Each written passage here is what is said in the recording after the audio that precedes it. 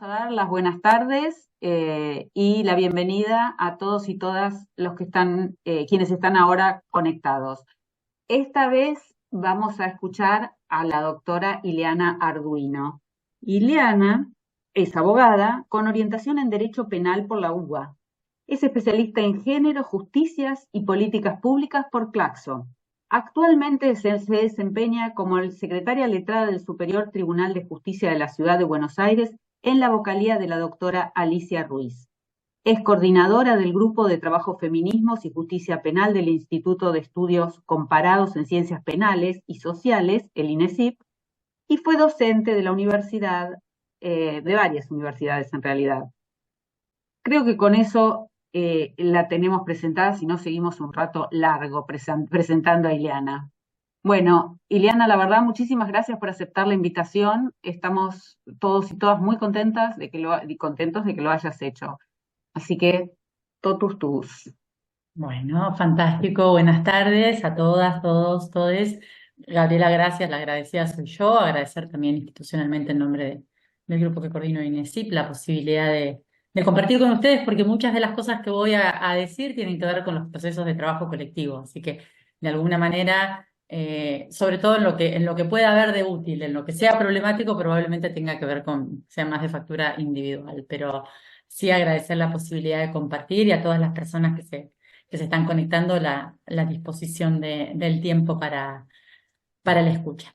Yo tengo pensado compartirles algunos recorridos en relación con la producción, sobre todo en el ámbito del Sistema Interamericano de Derechos Humanos, con algunas referencias a otros pronunciamientos de otros sistemas de protección, entre otras cosas por la jerarquía y por la recepción que recientemente ha tenido con bastante énfasis en algunos pronunciamientos de la Corte, con la idea de plantear o compartirles algunos matices que nosotros venimos viendo y que creemos que tienen incidencia en la forma de trabajar con estos contenidos en los procesos judiciales locales. Como ustedes ya habrán podido advertir de la presentación de algunos de mis antecedentes profesionales, yo tengo una perspectiva de abordaje sobre todo centrada en el derecho penal. Sin embargo, creo que muchas de las cuestiones que aparecen planteadas en estos casos, en relación sobre todo con algunas de las obligaciones de los operadores del sistema de justicia, aunque se han dado en casos digamos, de naturaleza penal o han tenido bases fácticas considerando la calidad de las intervenciones de los sistemas de justicia en procesos penales, aplican a cualquier jurisdicción, digamos, y que en todo caso aplican o interpelan, diría, a cualquier ámbito de intervención. Y desde ya, ojalá, en el espacio de intercambio, también la riqueza de la interdisciplina haga su parte y cualquier inquietud, referencia o matiz que ustedes puedan encontrar desde cualquier otro ámbito del derecho será bienvenida. No ignoro que existen pronunciamientos muy relevantes en el ámbito de este sistema en relación con los alcances de cuestiones que serían más propias del derecho, del ámbito de la jurisdicción civil, de la jurisdicción del derecho de familia o mismo del derecho laboral, pero sí hacer esta aclaración que también tiene un poco que ver con mi formación y también con las limitaciones temporales, pero en absoluto tiene que ver con una subalternización de esos otros pronunciamientos, ¿no? De hecho, alguna referencia mínima para marcar eso voy a hacer. Yo no tengo la pretensión de hacer un recorrido por los casos contando hechos, controversia, resolución del caso, porque eso sería de alguna manera insoportable, digamos, estamos entre personas que en general trabajamos con estas herramientas todo el tiempo, sino más bien mi idea es mostrar algunas periodizaciones en la producción del sistema y su incidencia, yo diría, cada vez más reticular, cada vez más meticulosa, más incisiva en las formas de trabajo que tenemos cotidianamente desde los distintos roles dentro del sistema de justicia e incluido también para quienes ejercen la profesión en forma liberal, una serie de especificaciones que también deben ser consideradas. Solo a modo de adelanto suele haber la fantasía, que digo yo fantasía, ¿no? Que nada de las obligaciones en relación con no revictimización alcanza a las defensas, por ejemplo. Bueno, esa es una de las cuestiones que va a aparecer severamente cuestionada en estos pronunciamientos, y más bien uno puede encontrar una serie de razones históricas situadas acerca de por qué el sistema ha tenido que centrarse en la observación de desempeño de jueces y fiscales y, por ejemplo, en los casos de violencia sexual, y no en el desempeño de las defensas, hasta algunos de los casos más recientes. Y eso ha tenido que ver justamente porque, increíblemente, quien acusa que debería acompañar los intereses de la víctima en el proceso y quienes juzgan que deberían tener una posición de neutralidad, no han ajustado sus intervenciones a estas exigencias mínimas de idoneidad, digamos. Entonces, gran parte del trabajo sobre la importancia de la erradicación de estereotipos, por ejemplo, ha estado puesto en el peso conferido a la forma de intervención de estos actores. La no atención a la forma de trabajo de otros actores no podría funcionar como una especie de exclusión, ¿no? Yo he tenido en alguna oportunidad capacitaciones con servicios de defensa pública que me hacían este planteo. Bueno, la debida diligencia, no, claro, en términos de debida diligencia es claro que el peso está puesto en los operadores responsables de la investigación, su eficacia y de la eficacia y oportunidad del juzgamiento. Pero si pensamos en términos de no revictimización o de paridad en las reglas de juego, de debido proceso, probablemente es difícil como actor procesal sostener con cierta contundencia que hay un conjunto de estándares de derechos humanos que no aplican en nombre de una invocación genérica del derecho de defensa. Pero vamos a ver esto un poquito más adelante. Si tuviéramos que trazar un caminito rápido, lo que yo diría es que en el año 2007, con su informe sobre la situación de justicia de las mujeres en casos de violencia sexual en las Américas, la Comisión Interamericana mapea el estado de situación, ¿no? Y plantea algo en materia de derechos humanos y sistemas de justicia que es particularmente importante para pensar todo lo que va a venir dicho después, sobre todo en el marco de la actividad contenciosa, ¿no? En la actividad sometida a la jurisdicción de la Corte Interamericana. En primer lugar, que el sistema de justicia es parte de la producción y reproducción de las prácticas de revictimización y el aseguramiento de la impunidad. No es una instancia de reversión de un cierto estado de cosa social, cultural, de asimetrías en relación de género, de discriminación estructural. Tenemos que pensar en ese punto que los casos anteriores en los que se venían pronunciando el sistema no eran casos penales y eran casos pensados en términos de igualdad-desigualdad. Acá empieza a trabajar, sobre todo a partir de campo algodonero, con la noción de discriminación estructural, asimetrías, la impunidad como una práctica transversal de los sistemas de justicia, y también plantea ahí una serie de pronunciamientos muy específicos que son importantes porque como el informe es regional, va a plantear el carácter transversal a todas nuestras realidades de algunas de las prácticas o digamos de constantes que vamos a encontrar y que ustedes conocen muy bien, ¿no? Sometimiento a juicios de credibilidad, juicios estereotipados en relación con la conducta previa de las personas, este sometimiento al proceso que revierte, que devuelve a las víctimas rápidamente la acusación y las transforma en acusadas y en general en relación con los casos de delitos sexuales, las coloca en la posición de acreditar que han hecho todo lo que debían hacer para evitarlo en lugar de centrar el proceso bajo la matriz del juzgamiento de los actos de aquel que es señalado como culpable. Eso que se produce en el año, el informe es de 2007, fíjense hasta qué punto, por ejemplo, que antes había existido el caso Loaiza Tamayo, que es con Perú, que es una sentencia muy interesante, con un desarrollo muy intenso del sistema de garantías y en el que uno de los hechos todo el tiempo comentados es la violación de ella, y esa cuestión no es ni siquiera abordada. ¿Y cuánto tiempo llevaba ya Belén do Pará? Desde 1994, vigente. Sin embargo, como esta cuestión no había sido introducida como un agravio, ni siquiera es considerada por la Corte. Por eso, de alguna manera, el informe y su sistematización, junto con el informe de violencias sexuales para Mesoamérica, genera lo que, o por lo menos en mi lectura, genera esta especie de mapa, ¿no? De foco que va a ponerse y que va a traducirse en una serie de intervenciones muy específicas.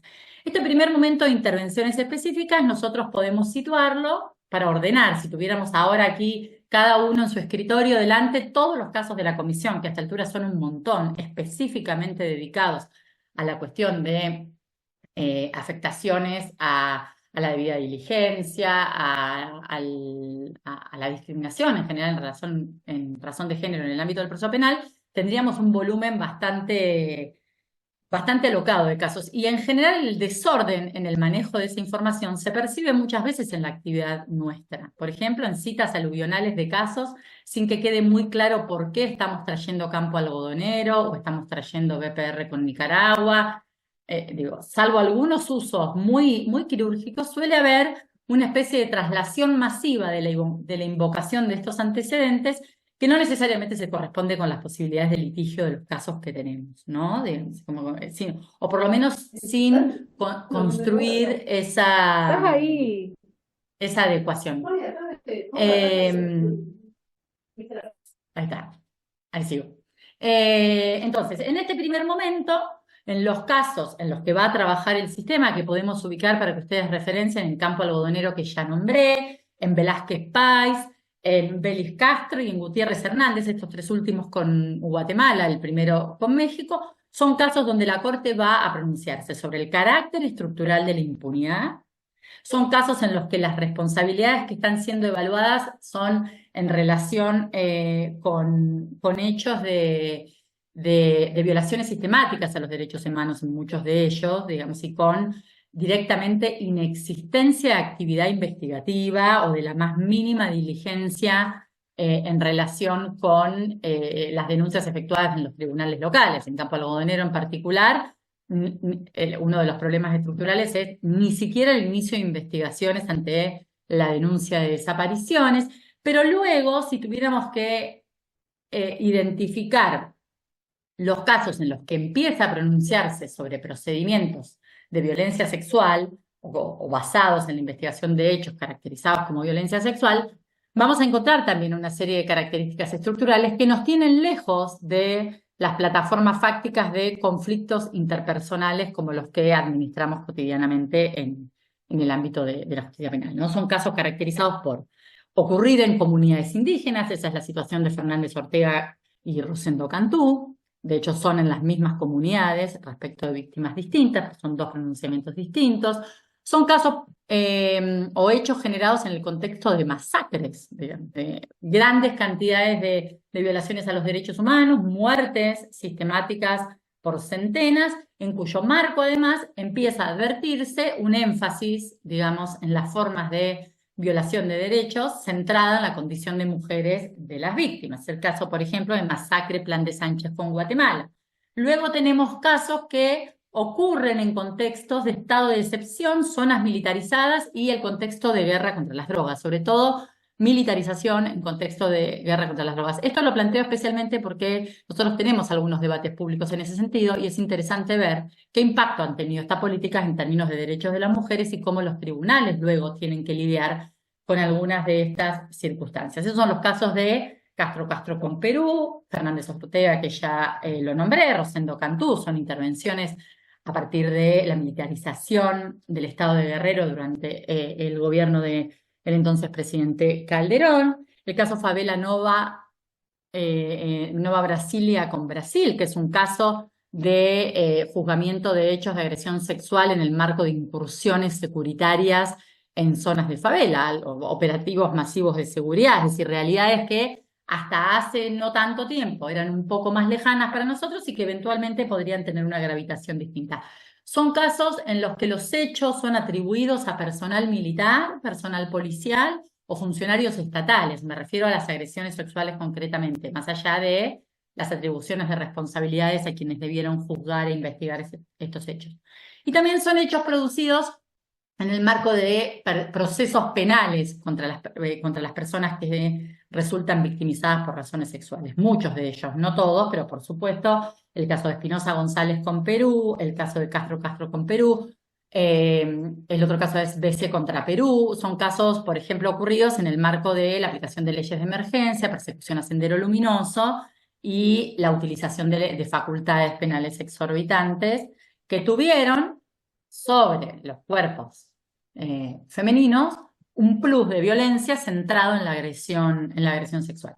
Y otra diferencia es que en todos estos casos las víctimas eran adultas, ¿no? Entonces son como, no sé, diferencia me adelanté respecto de lo que entiendo va a venir después, pero digamos, otra característica en esta sistematización dentro de este universo de casos va a ser en casos donde las víctimas eran personas mayores de edad. Entonces va a haber una serie de consideraciones que razonablemente no van a estar y que van a aparecer recién cuando en un momento posterior van a empezar a trabajar en casos con personas menores de 18 años de edad. ¿Qué impacto han tenido estos casos y por qué son útiles para el trabajo cotidiano, para pensar incluso en el diseño institucional, en las prácticas, en la revisión de las propias intervenciones? Es que son casos en los que la Corte, sobre todo, tenía una cierta discreción acerca de los alcances de su pronunciamiento. En varios de ellos dice cosas como: nosotros estamos determinando responsabilidades internacionales, no podemos inmiscuirnos en las características del proceso penal porque eso está sometido a otras reglas, y bien que hacen decirlo. Por ejemplo, lo aclara cuando en Castro Castro con Perú define la violencia sexual como una práctica que puede, como un hecho o como una violencia que puede presentarse incluso sin contacto físico.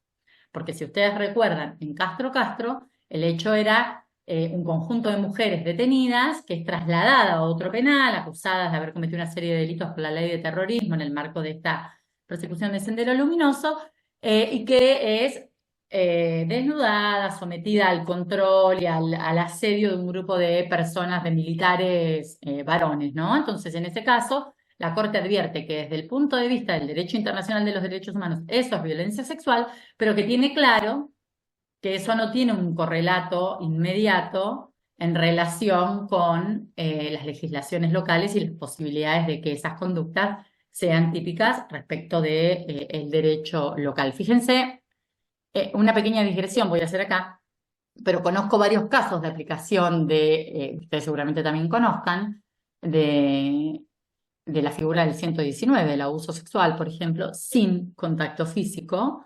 Algunos me parecen, bueno, tengo mis dudas de si no estamos en un ámbito de interpretación extensiva en términos del principio de legalidad, pero otros me han parecido, digamos, interpretaciones innovadoras, dinámicas, porque si nosotros leemos el 119, dice el que abusare sexualmente de otro.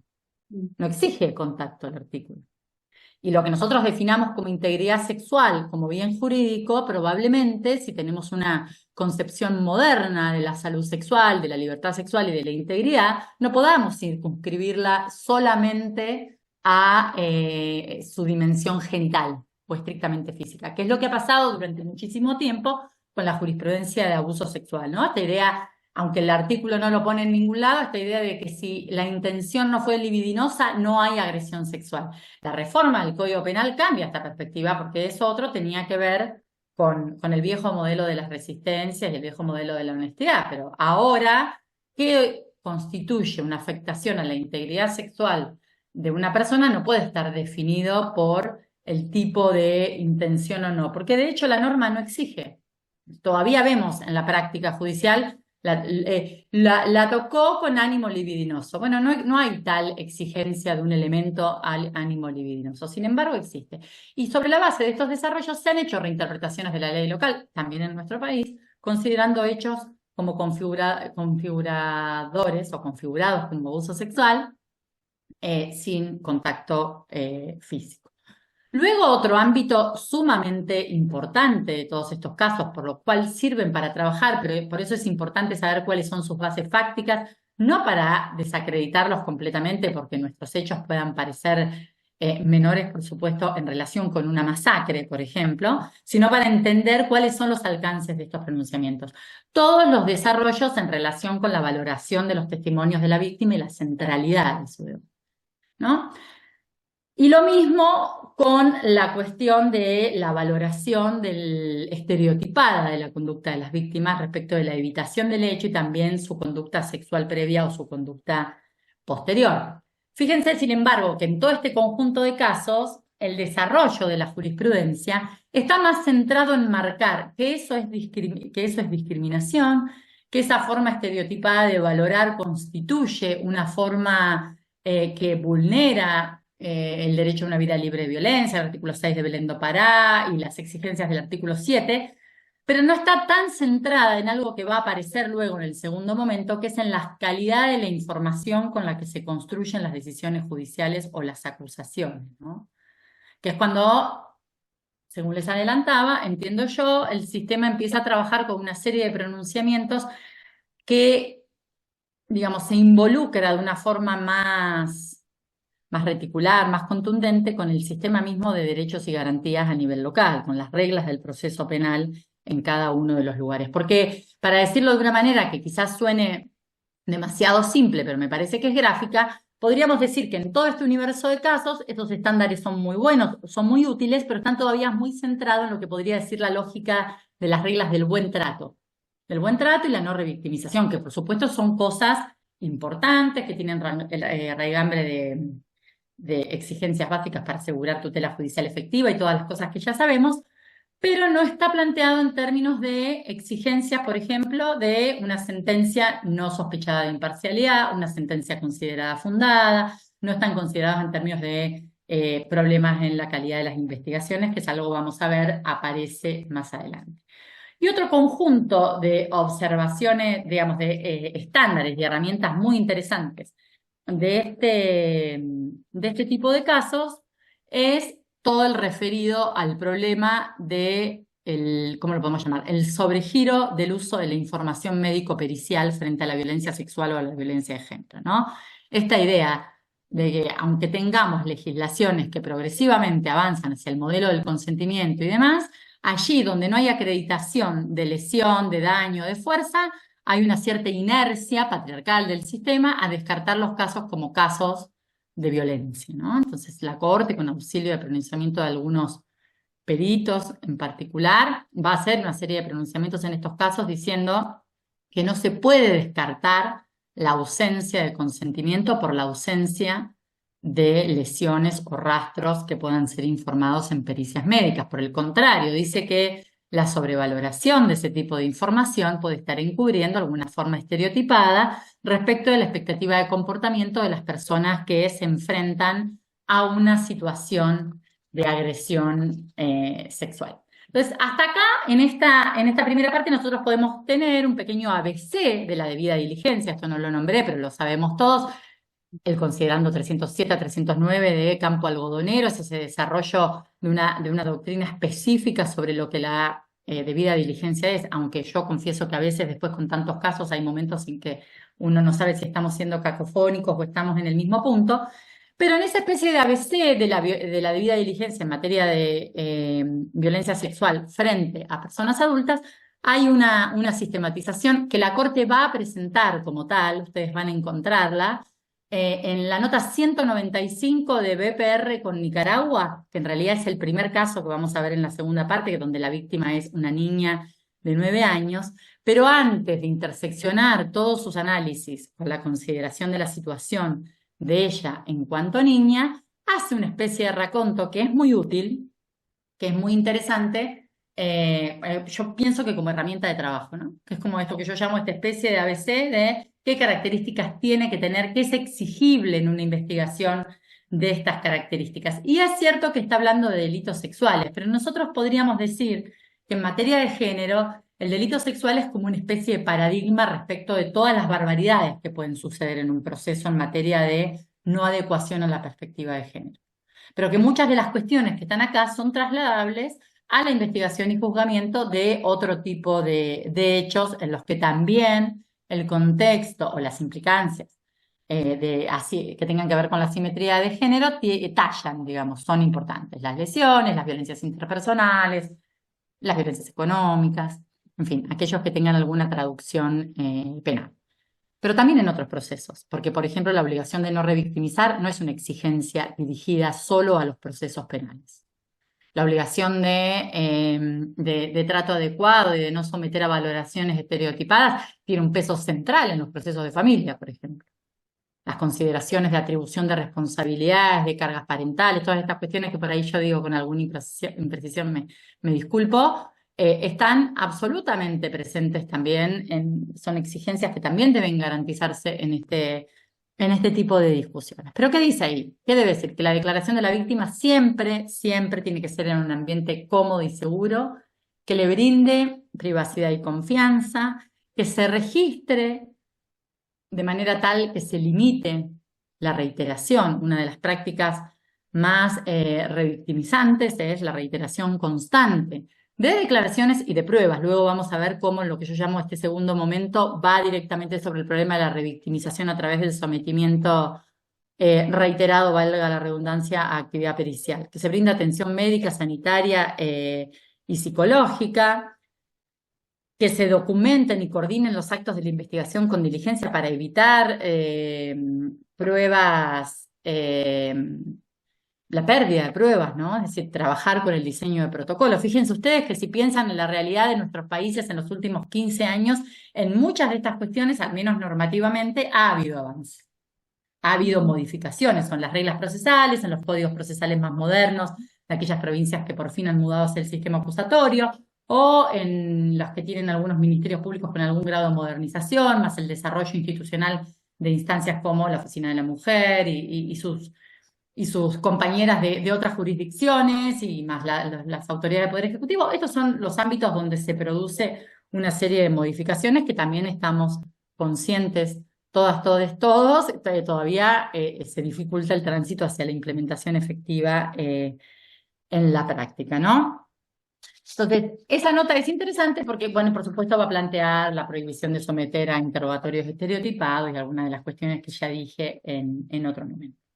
Ahora, lo que nosotros llamamos este segundo momento tiene que ver con lo siguiente. Por un lado, una centralidad del abordaje de casos de violencia sexual.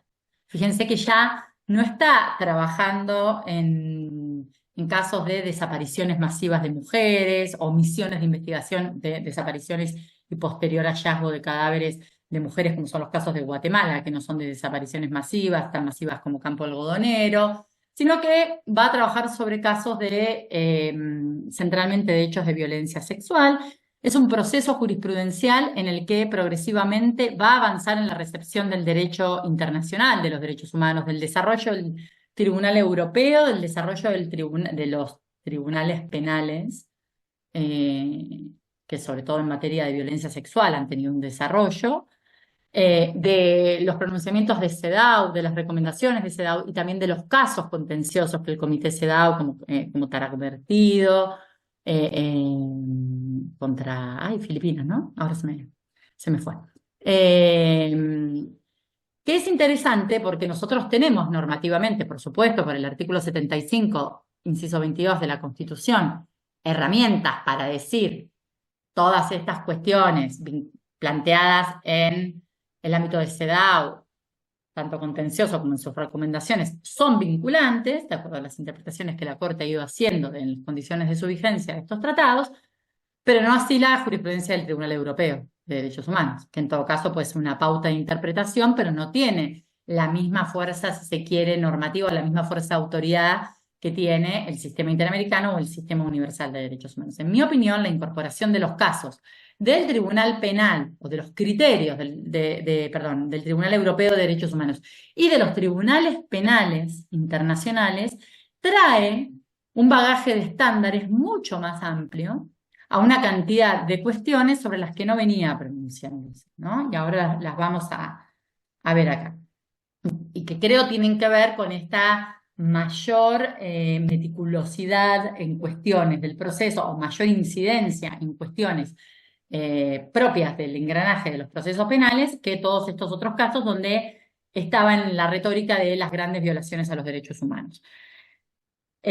Otra novedad sumamente importante es que son casos de víctimas, no encuentro una expresión apropiada, así que me voy a disculpar por la que voy a usar. Yo digo víctimas individuales, ¿no? Pero, o víctimas en el marco de hechos interpersonales, quiero decir hechos entre particulares, sin participación de agentes del Estado, y en los que la intervención del sistema interamericano, al igual que en los otros casos, tiene que ver con la deficiencia del sistema de justicia. Pero a diferencia de los otros casos, hay una cantidad de intervenciones que aquí no son pertinentes porque todas las obligaciones derivadas de la participación directa de agentes estatales en la agresión sexual estrictamente, aquí no son relevantes, porque los casos son casos, por ejemplo, BPR con Nicaragua, el acusado es el padre de la niña. En Guzmán Albarracín con Ecuador, el acusado era profesor o directivo del establecimiento educativo en el que ella estaba. Ahora vamos a ir sobre los casos. Y en Angulo Lozada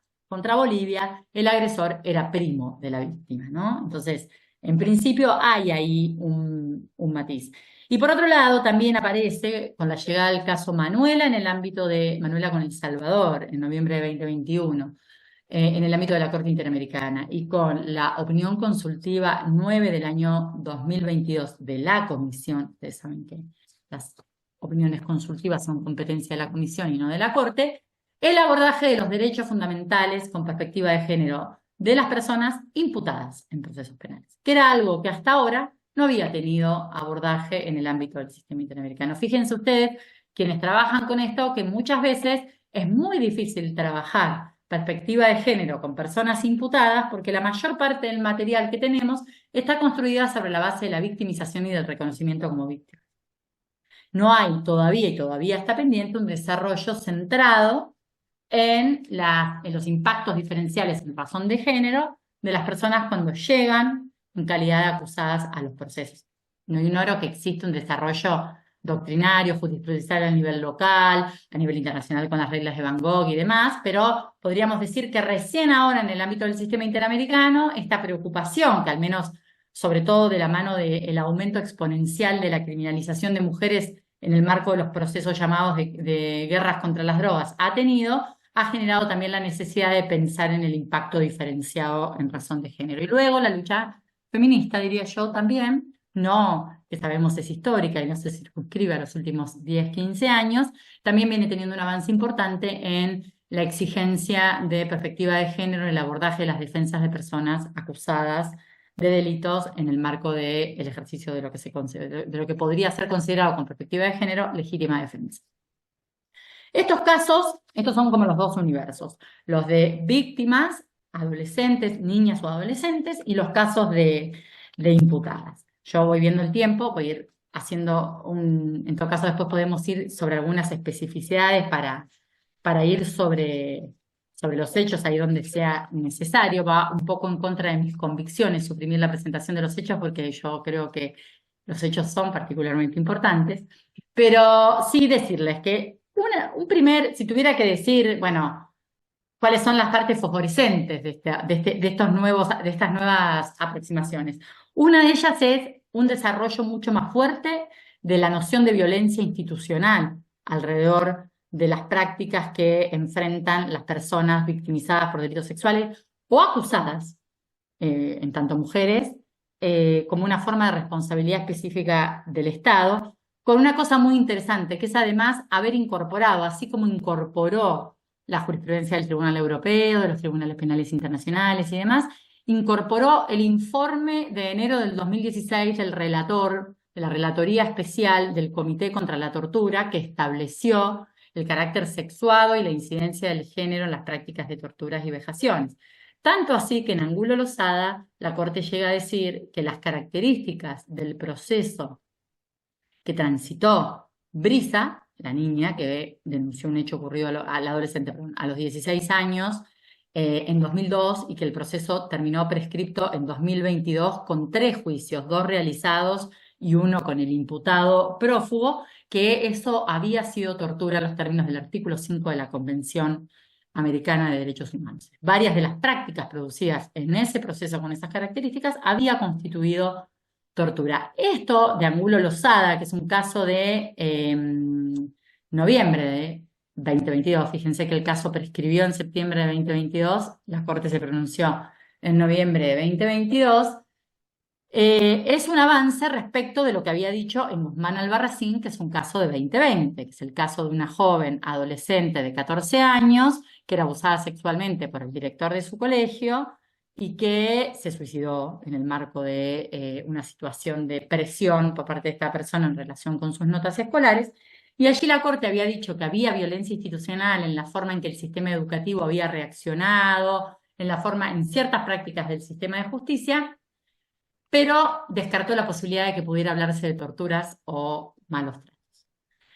En realidad es interesante porque es en Guzmán Albarracín donde cita el informe del relator para definir lo que es la tortura y la importancia de la perspectiva de género en el abordaje de estos casos, pero la descarta. En cambio, ya en Angulo Lozada dice lisa y llanamente que las prácticas fueron de tortura, que Brisa Angulo Lozada fue víctima de tortura derivada de la forma en que el Estado investigó el hecho, ¿no?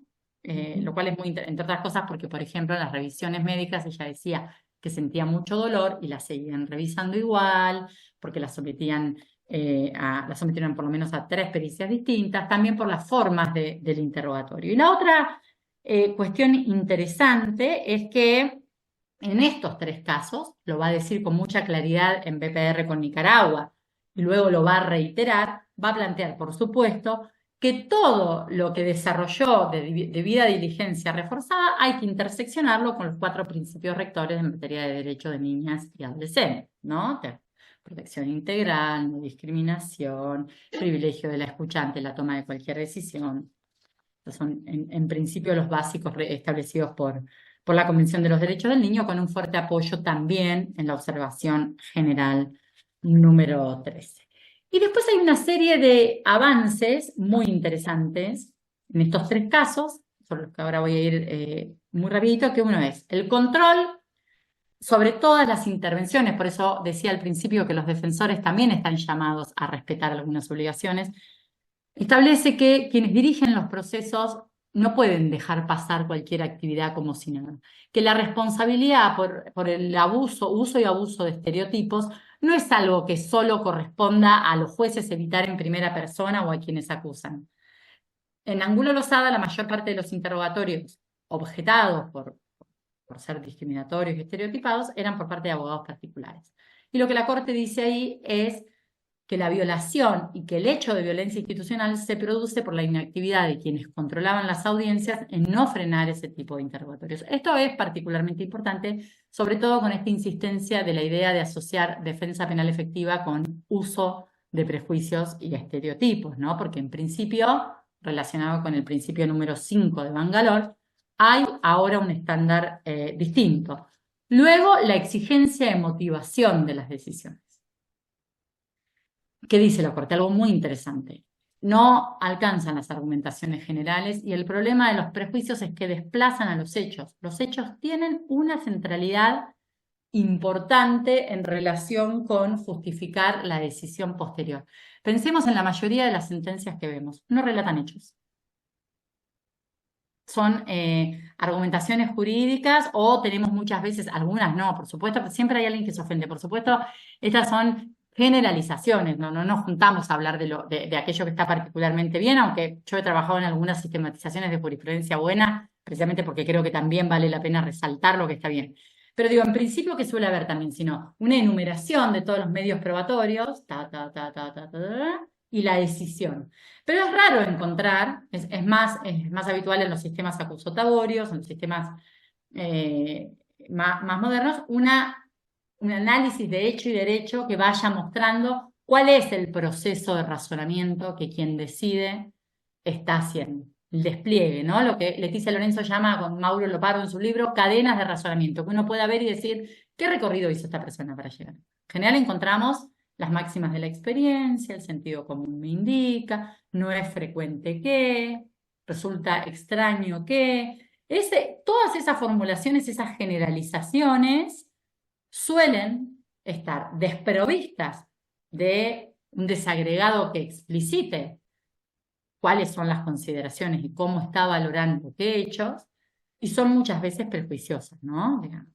Es más, cuanto más acuda a ese tipo de formulaciones, más tengo que traer hechos que sostengan mi generalmente, mi no es frecuente, mi es común en la forma de presentar los hechos. Y también en uno de estos casos, en el de mujeres imputadas, en Manuela, vamos a ir ahí hacia el final, aparece una cosa muy interesante, que es que por primera vez la Corte Interamericana dice que juzgar con estereotipos viola la garantía de imparcialidad. No lo había dicho antes con esa contundencia, pero plantea específicamente que hay ahí una afectación directa a la garantía de imparcialidad. que es bastante interesante, ¿no? Porque creo que, yo no recuerdo si fue en BPR, que hubo una disidencia del juez Douglas, que decía, bueno, ¿cómo no va a haber afectación a la imparcialidad? Si alguien está decidiendo con prejuicios, estereotipos, se está apartando de los hechos, ¿cómo es que podemos decir que no está afectada la imparcialidad y que además es una afectación basada en un sesgo prohibido en términos de la obligación genérica de no discriminar? Bueno, en Manuela con El Salvador, ahora lo vamos a ver, lo dice explícitamente. Esto viola la garantía de imparcialidad del artículo 8 de la Convención, no, 7. Americana de Derechos Humanos. Son interesantes estos casos también, porque a diferencia de otros, el centro no está puesto en Belén do Pará. Podríamos decir de una manera un poco vulgar, quizás, que hay citas palo y palo de la Convención Americana y de Belén do Pará, ¿no? Como si los problemas de género hubieran entrado a las ligas del derecho procesal penal. Como si hubiéramos salido de esta retórica que les decía antes de, bueno, el deber de protección, el deber de buen trato, el deber de no discriminación, que por supuesto es importante, para abordar estos problemas, no solo como problemas de discriminación, sino como también problemas que afectan garantías penales y procesales contenidas en la Convención Americana. Hasta aquí esta primera sistematización. Quisiera decirles algunas cositas específicas del caso Manuela y de la observación número 22, número 9 del año 22, antes de cerrar. También la cuestión, no quiero olvidarme, con los casos de víctimas de violencias sexuales adolescentes, la centralidad del trabajo con la noción de autonomía progresiva para calificar los hechos. La Corte tiene una referencia muy interesante en Guzmán Albarracín, donde plantea, bueno, que los hechos que podrían no ser considerados agresiones sexuales en el caso de personas adultas tienen una significación distinta y que siempre deben ser considerados contextualizadamente y bajo, por ejemplo, el principio de autonomía progresiva y la especial vulnerabilidad de niños, ¿no?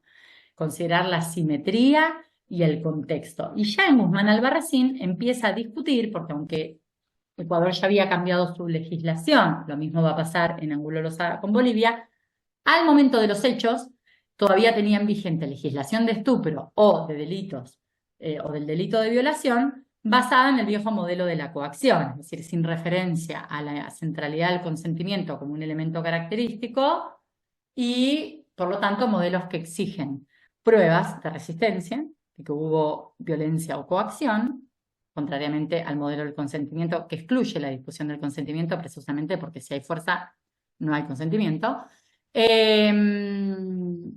Y por otro lado, también critica con mucha severidad la persistencia de categorías como la seducción o la idea de lo que se ha llamado la víctima propiciatoria, ¿no? Que era y de la honestidad. Ecuador tenía todavía una legislación muy parecida a la nuestra antes de la reforma del Código Penal, ¿no? Pero es interesante porque dice algo así como, bueno, no hay posibilidades de tener una justicia no estereotipada si las legislaciones no se corren hacia el modelo del consentimiento, ¿no? Va a decir eso como una cuestión. Y ahí, en la definición de consentimiento, es donde con mucho detalle trae todo el desarrollo de estándares y doctrina de los tribunales penales internacionales, del Tribunal Europeo de Derechos Humanos. Ustedes saben, el Estatuto de la Corte Penal de Roma tiene esta regla específica de consentimiento y reglas de valoración que excluyen incluso la posibilidad de defensas de consentimiento bajo ciertas circunstancias, la prohibición de valoración de los historiales previos de viencia, la obligación de valorar el contexto en el que se juzga el consentimiento. En el caso Akayesu contra la ex Yugoslavia, lo que se planteó con mucha claridad es que no se puede centrar el juicio en cabeza de la víctima, sino que lo que hay que ver es cuán propiciatorio fue el contexto para condicionar el consentimiento, ¿no? Entonces, pensemos, por ejemplo, esta es una cuestión que no fue abordada en esos términos, pero que de alguna manera está implícita en el dictamen del Procurador General en el caso Rivero, nuestro resuelto por la Corte en el año 2022, que es un caso en el que se revocó el rechazo de un recurso de casación contra una absolución por abuso sexual cometido por o sindicado a un gendarme que era autoridad en un establecimiento en el que la víctima estaba privada de su libertad porque estaba sometida a un proceso penal, ¿no? Entonces, por ejemplo, en esos casos, el Tribunal Penal Internacional va a decir, bueno, en contextos de coerción, como por ejemplo estar sometido a la autoridad o privado de la libertad, la discusión del consentimiento es una discusión que queda desplazada.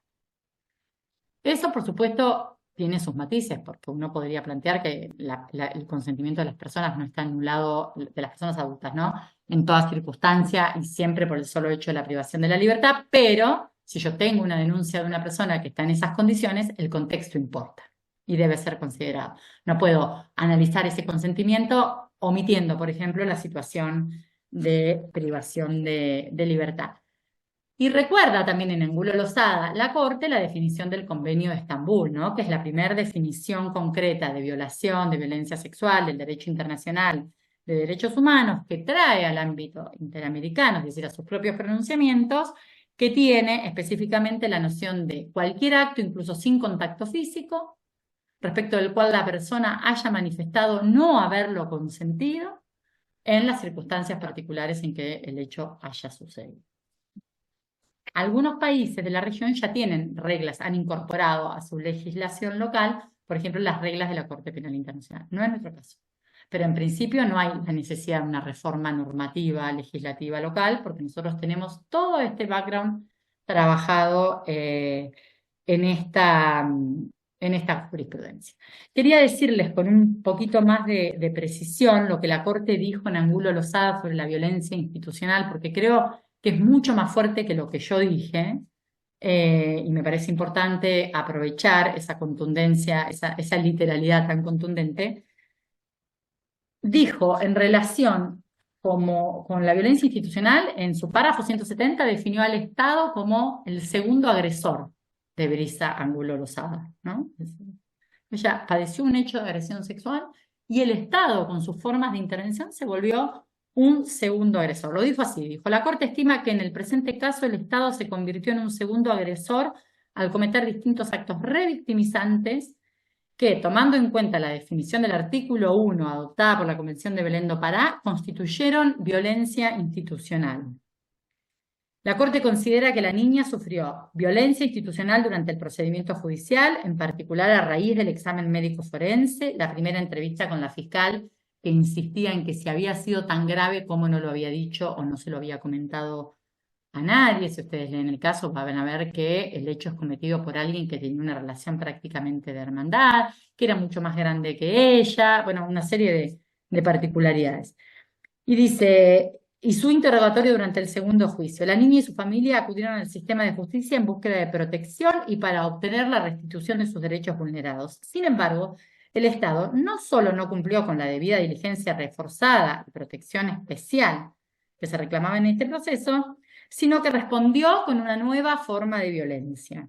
En este sentido, además de la vulneración del derecho al acceso a la justicia sin discriminación, la Corte considera que el Estado ejerció violencia institucional. En consecuencia, este tribunal determina que los actos revictimizantes llevados a cabo por funcionarios estatales deben calificarse teniendo en cuenta la entidad del sufrimiento provocado como un trato cruel, inhumano y degradante en los términos del artículo 5.2 de la Convención Americana. Esto que les decía, de que aquí, a diferencia de Guzmán Albarracín, no hace mención del informe de la relatoría, o no con el mismo énfasis, no hace el mismo análisis, pero es como si un poco hubiera preparado el terreno, ¿no? En Guzmán Albarracín dice, sí, pero esto no está acreditado. Es cierto que hay que considerar este informe, pero aquí no ha sido acreditado, del mismo modo que también se pronuncia de una manera en principio negativa respecto a la imprescriptibilidad en este tipo de hechos, pero en este otro caso lo dice así de contundentemente.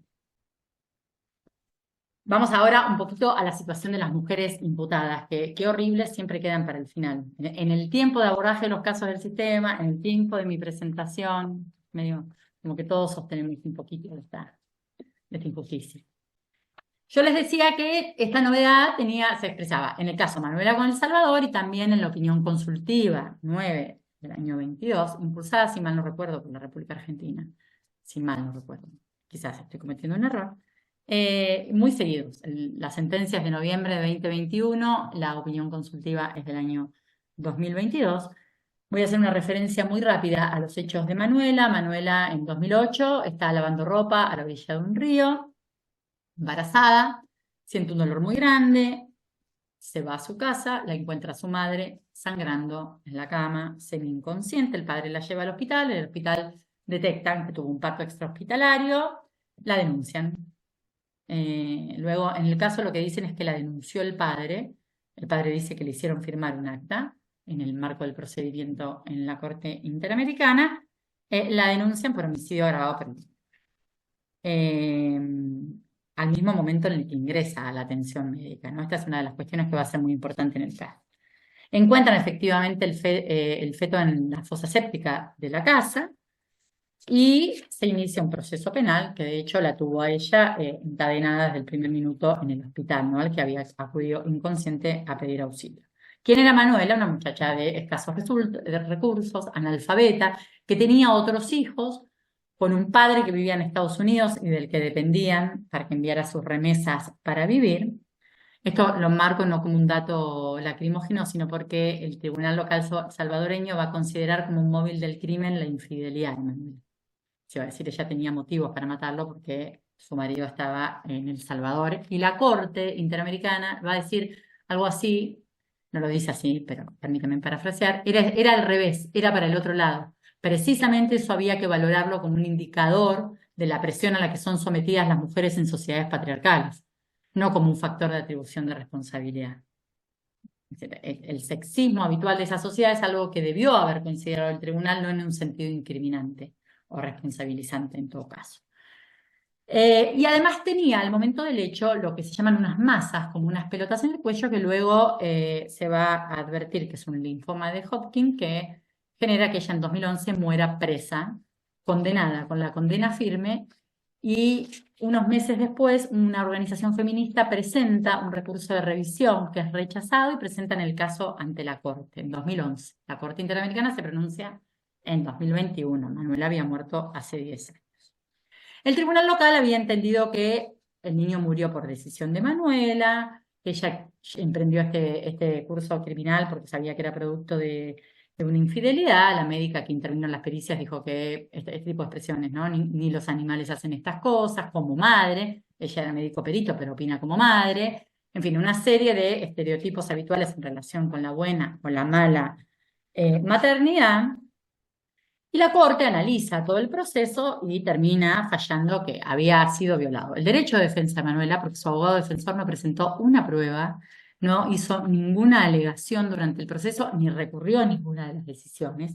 Consideró que había habido una violación de la garantía de imparcialidad por el apoyo de la resolución en estereotipos de género. Les dije hace unos minutos, este es el primer pronunciamiento donde la Corte dice si hay estereotipos, hay violación de la garantía de imparcialidad.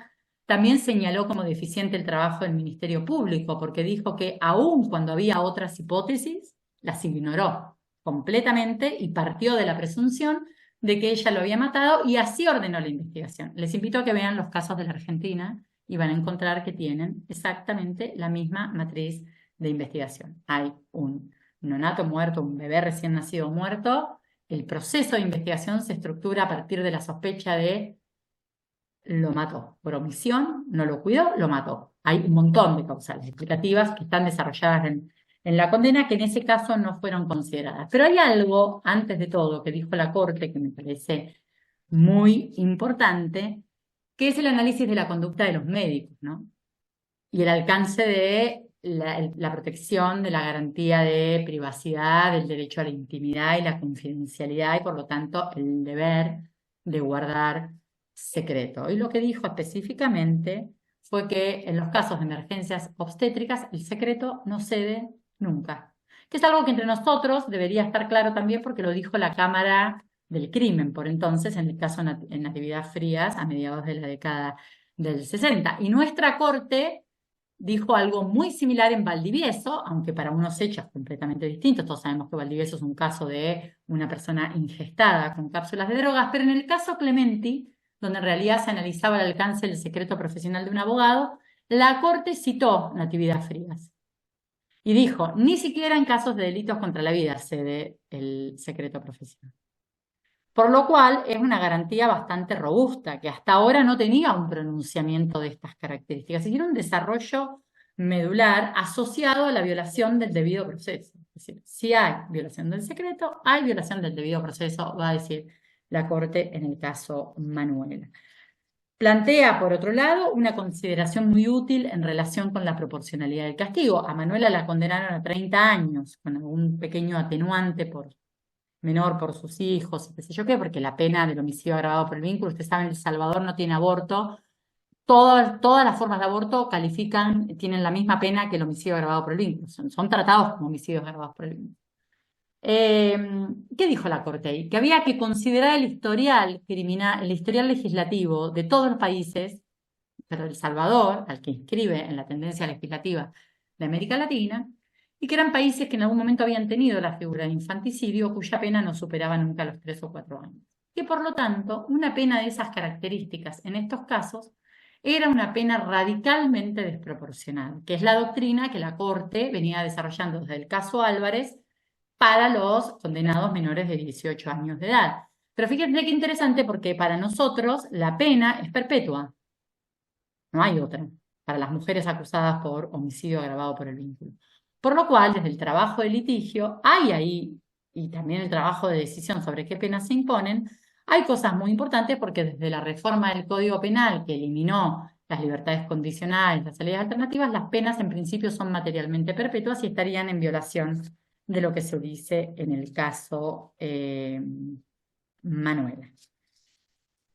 Lo último, la directiva la opinión consultiva de la Comisión Interamericana para Mujeres Privadas de la Libertad, es cierto que tiene un análisis muy marcado en la situación de mujeres privadas en el marco de investigaciones por comercialización de sustancias ilegalizadas. La mayor cantidad de personas presas en muchos países es por eso. En nuestro país es bastante matizable eso, según las realidades provinciales.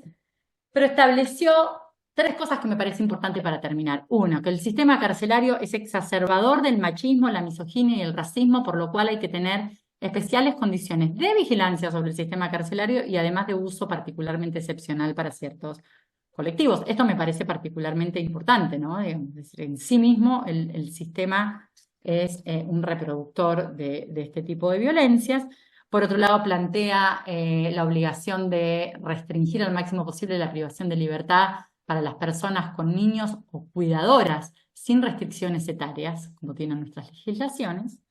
Y finalmente, es cierto que hay alguna jurisprudencia entre nosotros que ha modificado esto, pero ahí el estándar es bastante más fuerte. Y finalmente, la priorización en el uso de medidas alternativas o sustitutivas, algo que también venía bastante trabajado en el esquema de las reglas de Van Gogh, pero que aparece ahora con un peso mucho más fuerte, porque las reglas de Van Gogh son soft law frente al carácter vinculante que para nosotros tienen las opiniones consultivas. Bueno, terminado el maratón aquí. Yo sé que hay muchos otros aspectos de estas decisiones, pero bueno, hay que hacer algunos recortes y por supuesto estoy en las preguntas disponible para los que haya abordado acá o para los que no, y si eventualmente no estoy en condiciones lo voy a decir. Gracias por el tiempo. No, primero gracias a vos, muchísimas gracias. Y pasamos entonces a una ronda de preguntas que yo te voy a hacer y que ya han sido formuladas por escrito.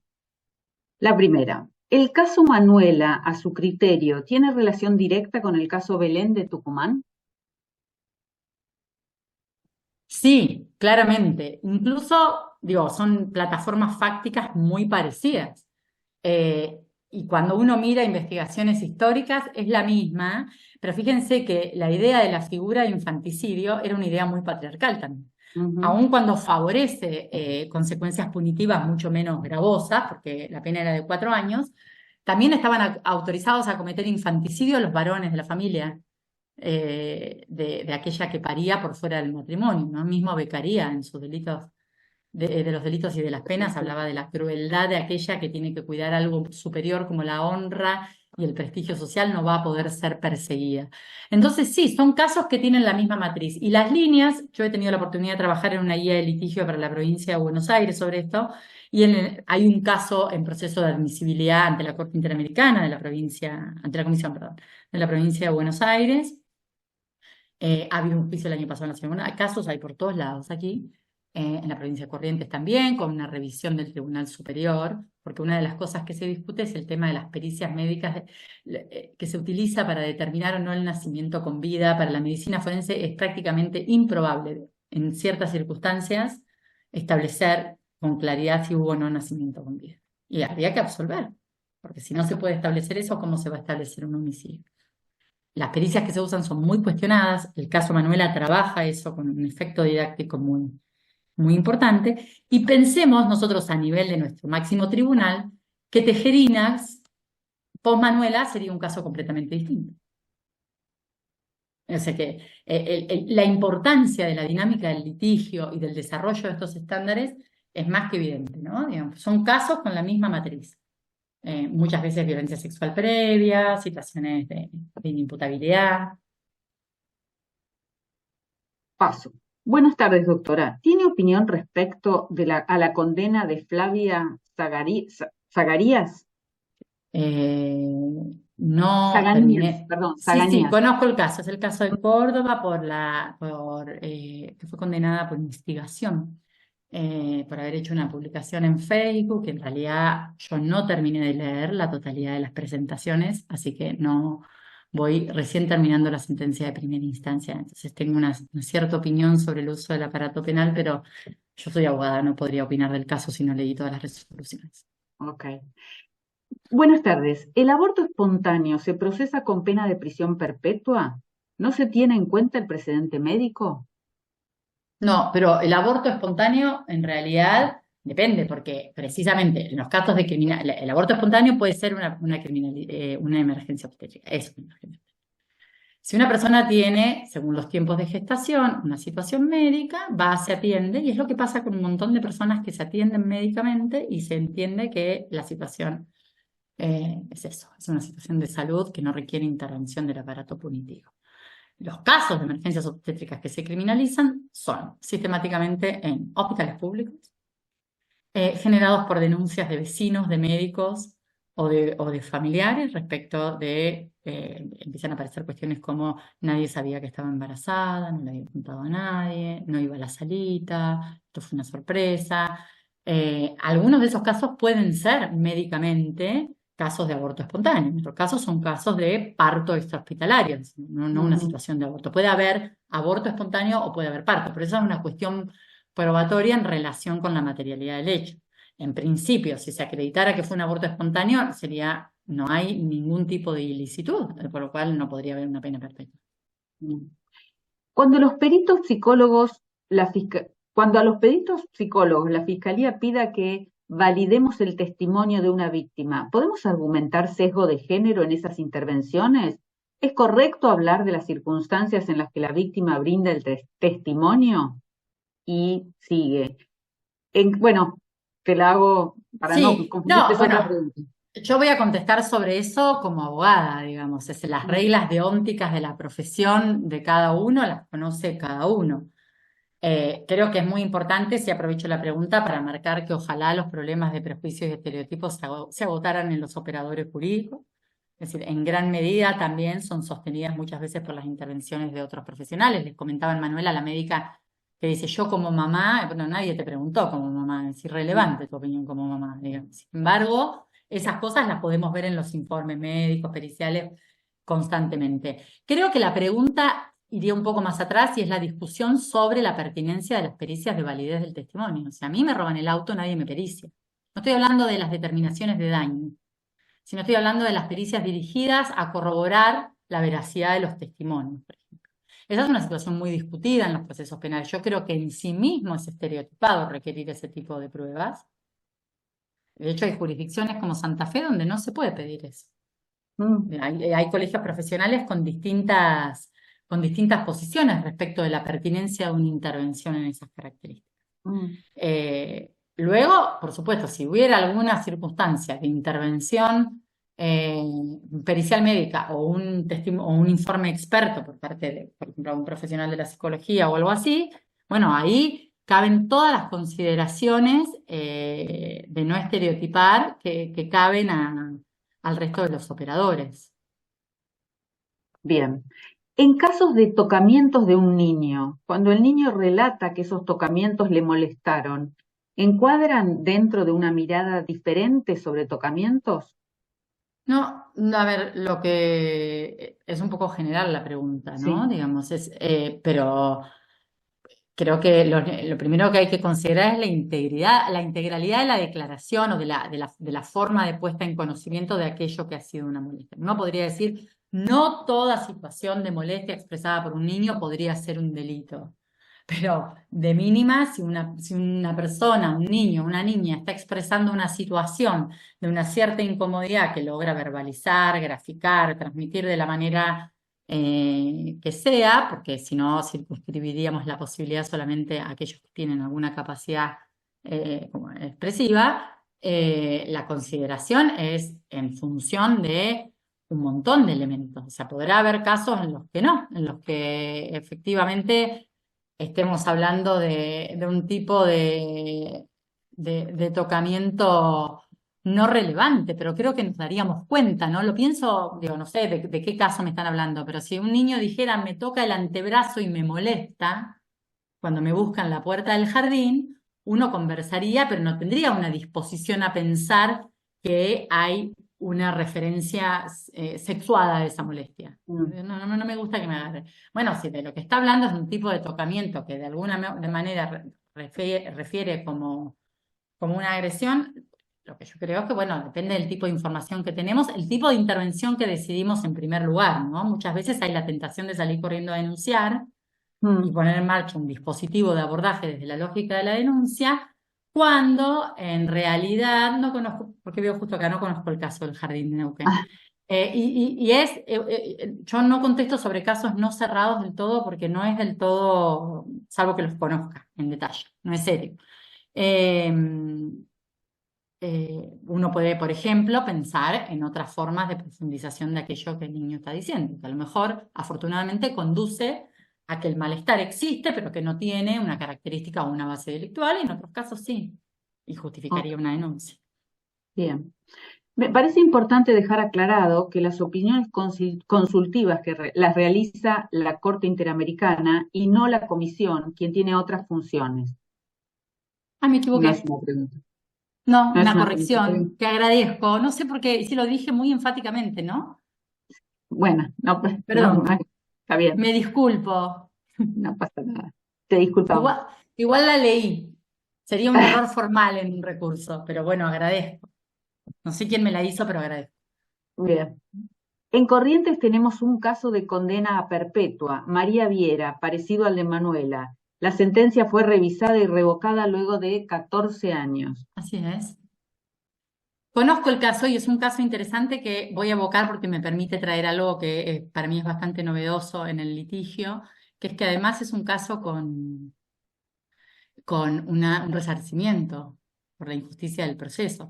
Y no lo dije antes, pero fíjense que todas estas calificaciones de violencia institucional, de tortura que la Corte viene haciendo, deberían tener implicancias en las formas de reparación, incluso antes de que los casos lleguen al ámbito contencioso internacional, ¿no?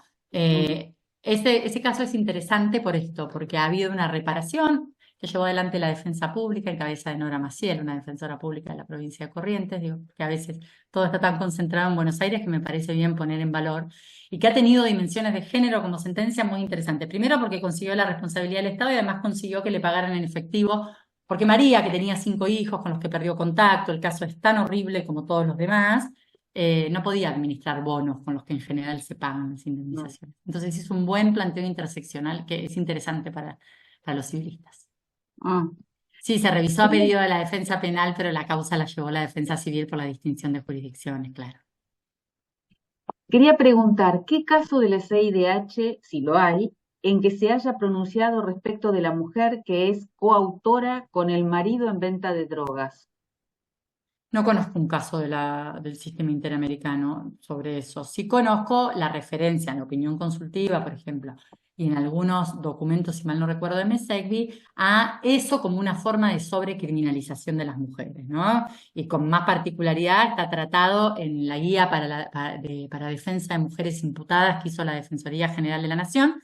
El Ujú. caso de las personas, de las mujeres criminalizadas por delitos de drogas, hay ahí una especie de tipificación, digamos, de clasificación de cuáles son las formas más habituales, y una de las más habituales es la participación, en tanto se las asocia al varón. Tiene un nombre técnico que ahora se me fue.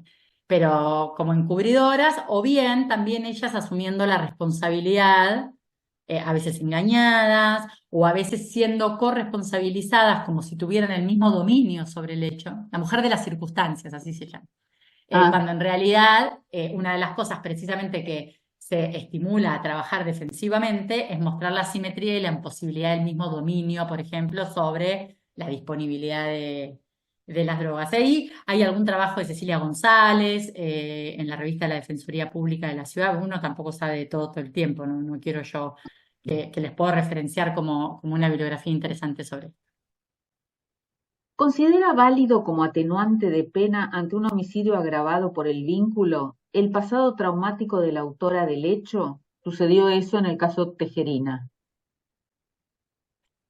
En el caso Tejerina, en relación con la alegación de ella respecto de haber sido víctima de un abuso sexual, que creo que la Corte rechazó el planteo respecto de esa causa y bueno, sabemos cómo terminó el caso. Considero que es una línea de trabajo a considerar tanto por la acusación como por la defensa cuando llega una mujer imputada por un hecho de estas características. En abstracto, yo no puedo decir que en todos los casos sí o sí esa situación previa tiene una incidencia. Habrá que ver, de acuerdo a las circunstancias del hecho y la forma en que esto, de hecho, en el derecho de Estados Unidos, lo que se llama el síndrome de Barrett-Goodman, tiene muchos cuestionamientos porque también ha puesto una especie de estándar de victimización que resulta imposible para un montón de mujeres. Lo que sí creo es que no puede haber una intervención judicial con perspectiva de género que ignore eso como una hipótesis de trabajo en este tipo de casos. Bien. Bueno, el conocimiento del Jardín 31 ya dijiste que no. Sí, Eh, perdón. ¿se puede, ¿se puede ampliar el tema del relato de los hechos, de la centralidad en las sentencias? ¿Cómo deben hacerse cómo deben hacerse, con qué límites, ay, se me fue. ¿Cómo deben hacerse, con qué límites para que no generen revictimización o afectación de la Ujú. intimidad de la víctima? Muy importante. Los hechos tienen que ser claros en el sentido de mostrar con contundencia la adecuación o no a la figura penal que se plantea y sin morbo. Por supuesto que sin morbo, sin detalles escabrosos, innecesarios. Ahora, hay hechos que son un espanto. Las condiciones de anonimización de las sentencias, en fin, son circunstancias que permiten atemperar este efecto de revictimización. Pero un poco citando a Tamar Pitch muy cortito, de alguna manera lo que para una sociedad una agresión sexual, un crimen de género es, se va definiendo también en esta conversación entre lo que socialmente vamos definiendo como intolerable y lo que los tribunales, en tanto son el mecanismo que define cuándo hay un delito o no, van definiendo. Si nosotros no tenemos claridad sobre el tipo de hechos que estamos discutiendo, tampoco tenemos ni siquiera condiciones para auditar cómo se ha trabajado un caso, bueno, nada, nada acerca de la idea del morbo o la espectacularización, sino la idea de la claridad en el sentido de que quien se defiende tiene que tener claro qué circunstancias y quien reclama justicia también tiene que tener la posibilidad de que la resolución de aquello que dijo que la dañó esté basada en una referencia concreta y constante en relación con los hechos. Yo creo que en la tutela judicial efectiva y en el debido proceso como garantía de la víctima hay un punto de contacto en la centralidad del hecho, no como morbo, sino con esto es lo que discutimos. No discutimos cómo estaba vestida, no discutimos cómo es mi vida anterior, no discutimos si sos un borracho o si tal cosa. Discutimos qué pasó este día y a tal hora. ¿Quién, cómo, cuándo y por qué? Sin detalles escabrosos sería. Bien. ¿Podría identificar la opinión consultiva que mencionó varias veces como 922 sobre mujeres imputadas? sobre mujeres privadas de la libertad. Dije Ah, que, sí, que es la que ya dije mal que era de la comisión, pero dije imputadas como objeto de tutela, pero es sobre mujeres privadas de la libertad, la opinión consultiva número 9-22. bien. Bueno, está bien. Eh, ¿Puede reiterar el libro sobre la valoración de la prueba y la cadena de razonamiento de las sentencias que nombró? Sí, es el libro de Leticia Lorenzo y Mauro Lopardo, que se llama Los Caminos de la Prueba. Y es un libro de razonamiento probatorio, con cosas muy interesantes, y tiene consideraciones específicas de género. Esto de las cadenas de razonamiento no aplica solo a los casos de género, pero es muy didáctico. Bien. Como perito psiquiatra, me llegó una imputada por lesiones que le pegó un cachetazo al hijo y le dejó una marca en la cara. Ujú. El hijo de 15 años le habría dicho prostituta, inducido por el padre en medio de una separación. La Ujú. señora efectivamente había sido trabajadora sexual y así fue como la conoció el padre de este chico. Yo pensé que lo correcto era una intervención del Consejo de Protección de Niños, Niñas y Adolescentes para trabajar esta dinámica familiar. Sin embargo, imputaron a la señora por lesiones leves. Me gustaría conocer su opinión. Muchas gracias. Bueno, tendría que ver el resto de los elementos del caso, pero sí tendría presente que el sistema penal es de última ratio, solo cuando otros recursos no funcionen, y en la medida en que el tipo de lesividad producida eh, amerite la imposición, amerite llevar adelante un proceso penal y luego merite eventualmente la imposición de un castigo, ¿no? Digo, Ujú. hay que ver todos los casos, pero en principio así, pero lo digo con mucha claridad por las dudas, así como aparece relatado, yo creo que está un poco exorbitado. Decir que no es penal la respuesta, lo quiero aclarar por las dudas, no significa decir que el hecho es irrelevante. Pero tenemos una cierta tendencia a creer que la única forma de prestarle atención a algo es atenderlo penalmente. Ujú. Entonces hay Es que verdad, poner un poco en crisis esa idea. es verdad. Bueno, refirió a una nota 195. ¿Podrá reiterar los datos para individualizarla? Nota al pie, 195 de BPR con Nicaragua. Vieron que cometo errores en cosas más gruesas, así que por ahí ahora la estoy diciendo mal. Pero es la nota al pie que está justo previa a, igual si lo googlean la van a encontrar, justo previo al análisis específico de la debida diligencia para adolescentes. Viene Bien, diciendo algo así como, esta corte ha dicho que ta, ta, ta, ta, ta, ta, y marca el pie 195 y va con las cuestiones vinculadas a la necesidad interseccional con los principios de la Convención de Derechos del Niño. bien. Bueno, y con eso, salvo que haya alguna otra, ¿hay alguien que está levantando la mano? Ok. ¿Te quedaste con una pregunta, María Cecilia? ¿Qué tal? Buenas tardes. Hola. Un gusto. Sí, y me animo a hacerla verbalmente porque por ahí me es más fácil explicar. Yo trabajo, doctora, en Córdoba, en el ámbito Ujú. penal, en la Oficina Especializada de Violencia y Género en las asesorías penales. Y me ha tocado un caso para hacer una casación que es bastante compleja porque acá el Tribunal Superior de Córdoba utiliza mucho, bueno, en esta es una imputada que reviste la doble condición de víctima y de imputada. Pero ¿qué pasa? En todo el proceso penal, ella nunca alegó su condición de víctima porque es tan víctima que no puede verlo. De hecho, Ay, Uy, se nos fue, se nos fue.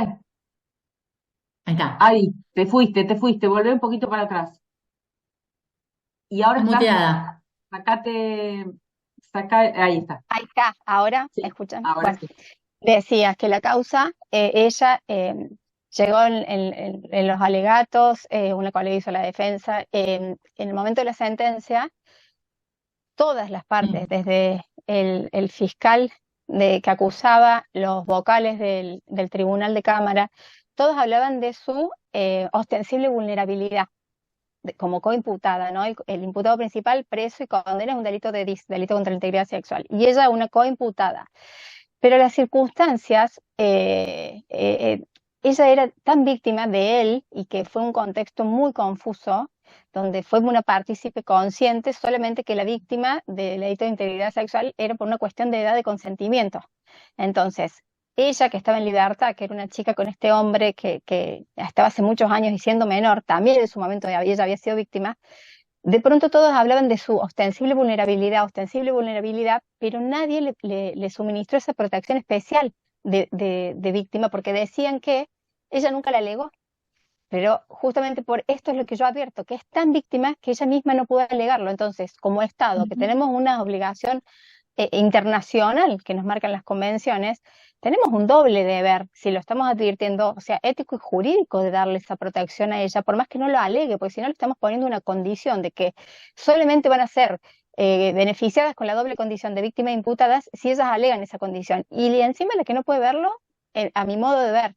Entonces yo le quería preguntar a la doctora si tenía algún conocimiento de algún caso específico donde la Corte Interamericana se hubiese expedido en este sentido, en alguna causa, porque yo lo vengo estudiando, vengo buscando, y algo en concreto, no, un caso concreto no encontré todavía. No, Si ella me pudiese ayudar. no encuentro, pero creo que lo que puede utilizarse, como estoy pensando en voz alta, asumiendo que este es un espacio de intercambio, sin todos los rigores que una reflexión de esta reclamaría, ¿no?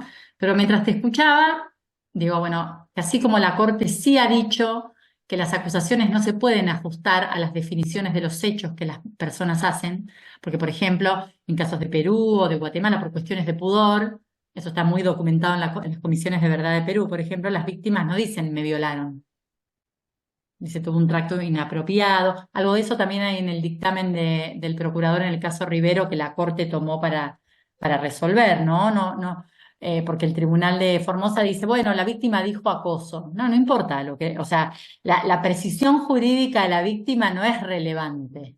Lo que hay que ver es, por eso son centrales los hechos, de qué está hablando. Y la relevancia jurídica es una competencia profesional de quien lleva. Entonces, lo que se me ocurre así es que yo utilizaría esa matriz de razonamiento de la Corte respecto de no es relevante lo que la víctima diga en términos de cómo define, no lo que la víctima diga a secas o no diga. Y por supuesto, pienso que no hay que pensar en términos de víctima como una condición subjetiva, porque eso también está pegado a la idea de un cierto tipo de idealización de quién cae o no en el concepto de víctima. Sino, de nuevo, en el lenguaje de los hechos, qué circunstancias fácticas de contexto, por eso hay que ir todo el tiempo al lenguaje de los hechos, me permitirían construir la explicación de la vulnerabilidad. La vulnerabilidad no es una condición, un atributo subjetivo. Es estar atravesado por un conjunto de circunstancias que pueden explicarse fácticamente.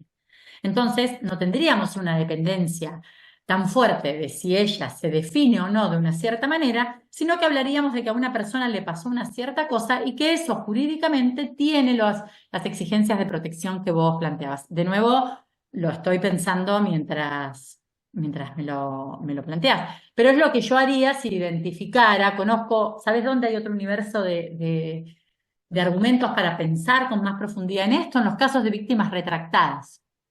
Claro. Porque las víctimas retractadas tienen esta cosa, la condición de la negación, y sin embargo un caso no debería cerrarse automáticamente con una retractación. Hay cosas en las que sí, por supuesto, porque hay elementos para sostenerlo, pero hay otros en los que uno puede decir, bueno, puedo prescindir de su testimonio, puedo no trabajar con determinadas cuestiones porque sería tortuoso someter a alguien que se está retractando y no quiere a una cierta circunstancia, será una dificultad para mis hechos, pero ahí puede haber estructuras de pensamiento de este problema que vos traes. Yo tampoco conozco un caso así de directo como planteas.